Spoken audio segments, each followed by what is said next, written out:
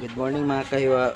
For today's video, gagawa tayo ng kinilaw na bulinaw at saka yung kinilaw na sigarilyong o tinatawag na galunggong. Ayan po. Papakita ko sa inyo kung paano gumawa ng kinilaw. Ayan po. Sana all. Ayan po. Tingnan niyo po mga kahiwa kung paano gumawa ng kinilaw. First step, hihiwain natin yung sibulyon. Kita niyo ba? Kita niyo ba?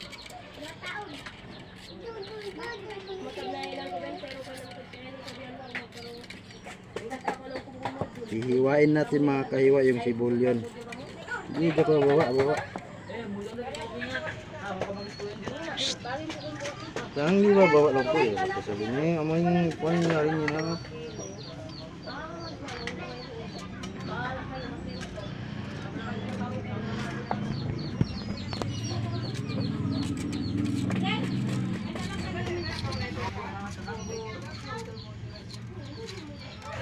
Mga kakalbo.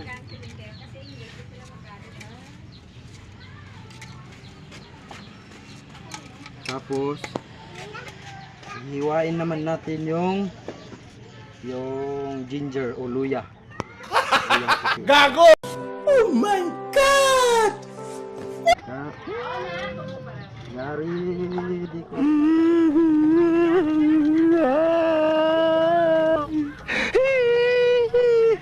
Yari din video. Wow naman! Wow! Wow! Suka.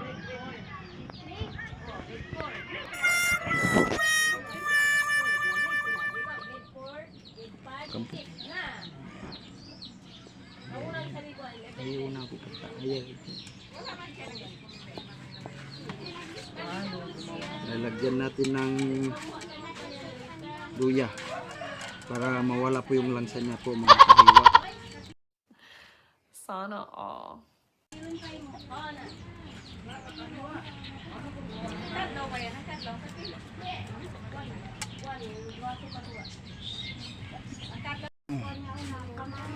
Tsaka lalagyan natin ng kamatis para masarap ang ating kinilaw mga kahiwa. Hindi totoo yan. Bola lang yan. Bola lang yan.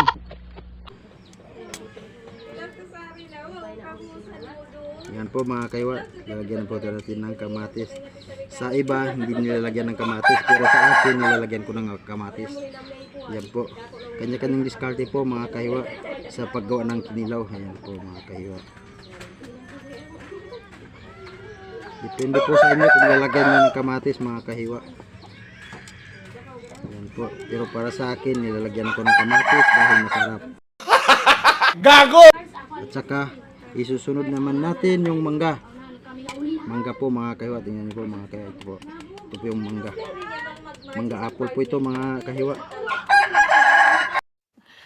Sana all. Para may decoration din ng ating kinilaw. Yung kinilaw nating galunggong at saka kinilaw na mix bulinaw. Yung dilis tinatawag sa inyo mga kahiwa, dilis tagtawag sa Tagalog.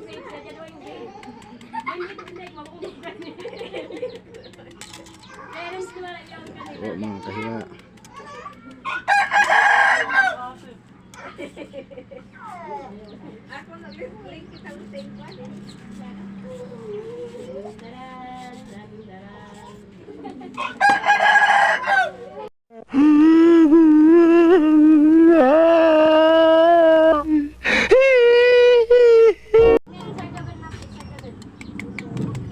Bali, 3 piraso po yung mangga natin mga kahiwa.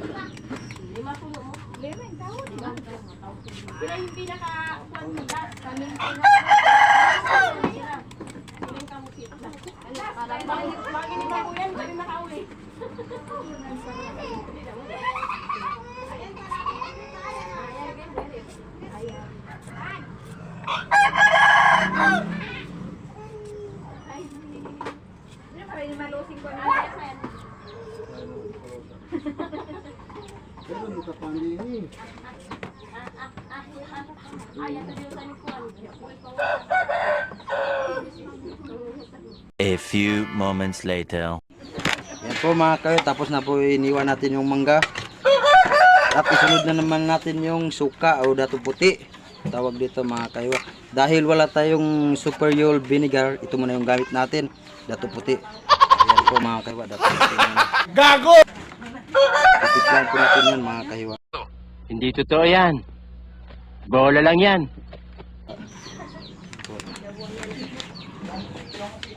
Ibus na lang natin to mga kayo para may sabaw-sabaw din. Saka lagyan natin ng bitchin.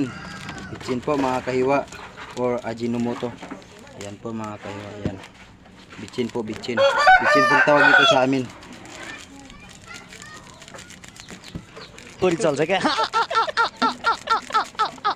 Sa kunting asin din mga kahiwa.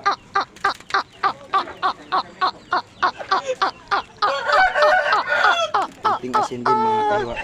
Kurang hasti ho gaya.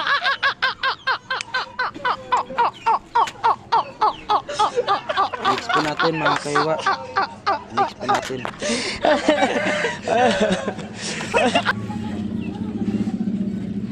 Bango mga kahiwa. Bango ng ating kinilaw.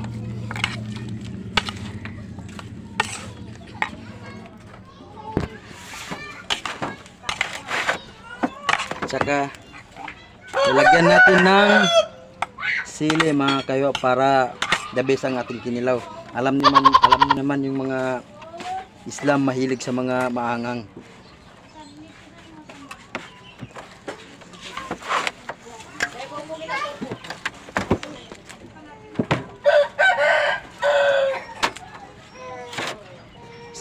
Sili po to mga kahiwa. Pure sili po to.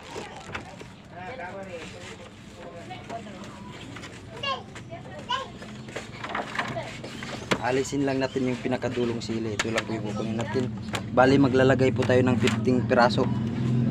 Para mas masyadong mahal yung ating kinilaw na galunggong. At saka yung kinilaw na mixed dilis or bulinaw tawag dito sa amin.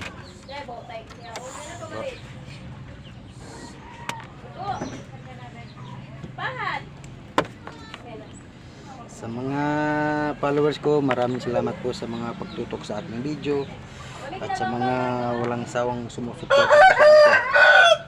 Sa mga basher ko naman, pagpatuloy nyo lang yan.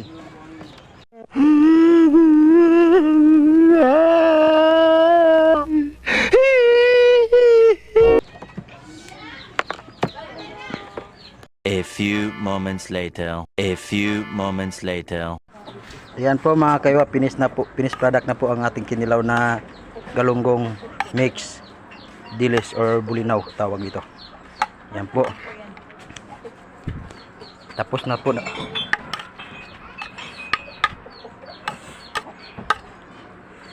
Sa mga nanonood dyan, paki-like and share and comment down below.